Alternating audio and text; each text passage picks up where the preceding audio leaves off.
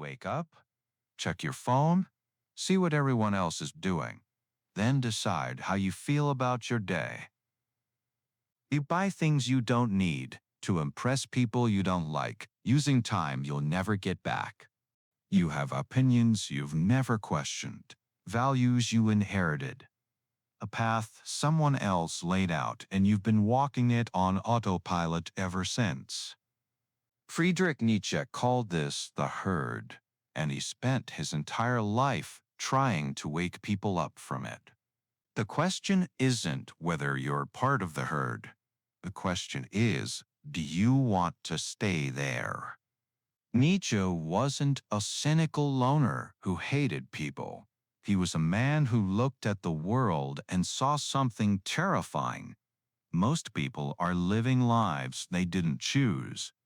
He watched people trade their genuine desires for approval, their real thoughts for acceptable ones, their own path for the one that caused the least friction. He called this herd morality, not because people are stupid, but because following the crowd is the easiest thing in the world. It takes no courage, no original thought, no risk. In this video, we're going to break down Nietzsche's diagnosis of crowd psychology, why it's more accurate now than in 1883, and most importantly, what you can actually do about it.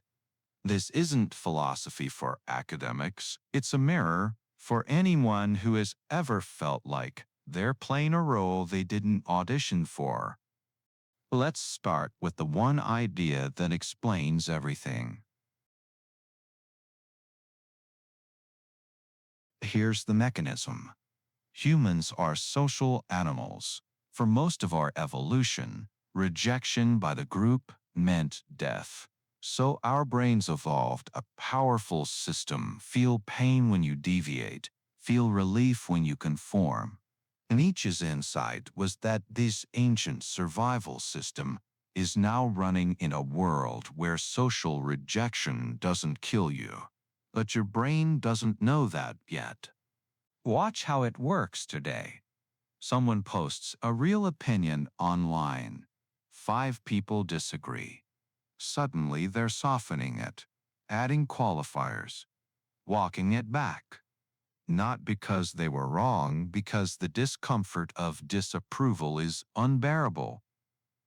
Or this, you're in a meeting. You have a thought that contradicts what the room just agreed on. You feel it rise, and then you decide it's not the right time. You'll bring it up later. You never do.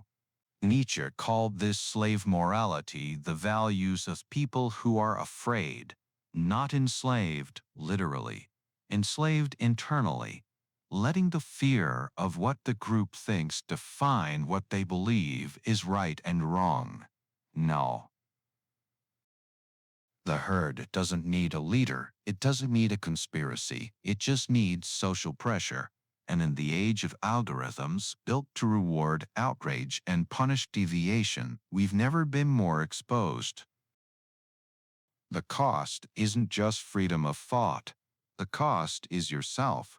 When you spend years optimizing for approval, you replace the person you actually are with a performance of who the group wants to see.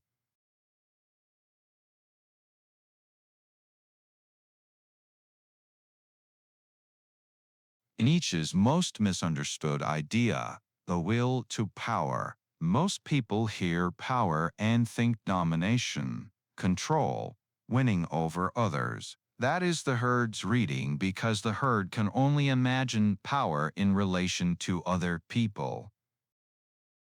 What Nietzsche meant was something far harder and far more personal. The drive to become more than you currently are. To grow, to create, to push through your own limits, not someone else's ceiling. The herd expresses will to power too, but only in the way available to people who fear their own growth, by pulling others down.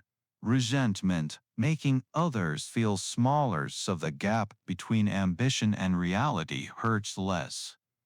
Nietzsche called this resentment. It's not just resentment, it's the entire moral framework built by people who cannot create, so they condemn creation, who cannot rise, so they make rising seem wrong. You felt this. You shared an idea, a real one, and instead of engaging with it, someone went straight to the flaw, the risk, the reason it won't work, not to help, to restore the equilibrium of average. The Nietzschean answer isn't rage, it's indifference, not contempt for people, but complete disengagement from their approval as a measuring stick for your life. Real will to power sounds like this: waking up and asking, what am I capable of becoming? Instead of, what will people think? Those are two different questions. They lead to two completely different lives.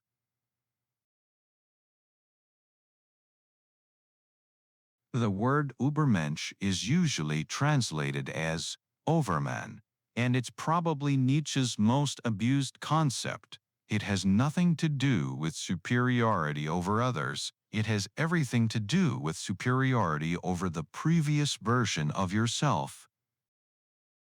The Übermensch is the person who has stopped outsourcing their values. They don't take what's good and bad from society, from religion, from the trending tab. They build it through experience, honest reflection, and the willingness to be wrong. This is also why Nietzsche said God is dead, not as a celebration, as a diagnosis. When traditional value systems collapse, most people don't build new values. They find a new herd and inherit a new set. The most radical act in a conformist world is to sit down and actually decide what you believe, not what gets approved, not what's trending, what you, having thought about it, honestly think is worth a life.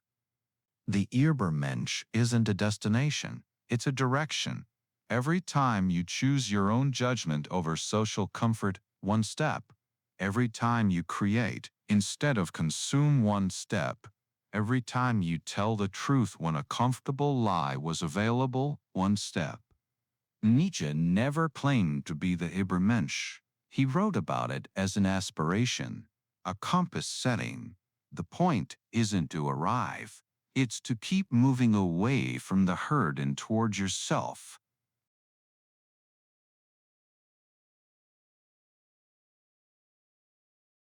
Let's land this. We've been talking about a herd, but here's what Nietzsche actually wanted you to feel. You are not the exception. You are not immune. None of us are born outside it. The herd isn't out there. It's the part of you that checks what everyone else is doing before deciding how to feel. The part that edits your real opinion before saying it. The part that chooses the safe path, the expected answer, the pre-approved life.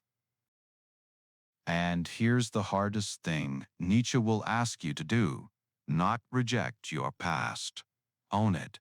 Every failure, every wrong turn, every version of yourself you're ashamed of, stop mourning it.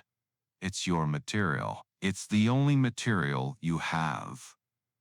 Nietzsche called this Amor Fati, love of fate, not acceptance, not it happened for a reason. Love. The deliberate, undefeated choice to take everything that happened to you and make something out of it. The herd turns its failures into shame. It turns its pain into resentment. It turns its confusion into blame. You don't have to do any of that. You can do something much harder and infinitely more powerful. You can use it. Stop mourning the version of your life that someone else approved of. The life you are in, with its specific scars, its specific gifts, its strange detours, that is the one Amor Fati asks you to claim, fully, without conditions, without apology. 3 things right now. 1. Stop apologizing for thinking differently. The discomfort of being misunderstood is the price of being real. 2. The crowd's opinion has no authority over your life unless you keep lending it. You can revoke that today. 3. Ask the question. The herd never asks, "What do I actually want?" Most people never answer that last question. They stay busy enough that it never fully surfaces. They fill the silence. They optimize the performance. And somewhere near the end, they realize they built an impressive life for an audience they never actually chose.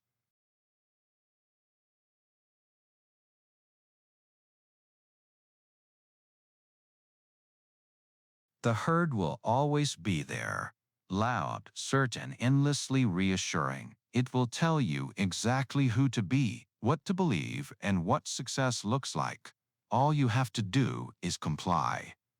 Or you can do what Nietzsche spent his whole life arguing for. Think your own thoughts, build your own values, walk your own road, even when it's unmarked, even when it's lonely, even when the herd calls you back. If this resonance reached you, subscribe to join our journey into the depths of psychology and power, like this video, to help spread these ideas to those still trapped in a herd.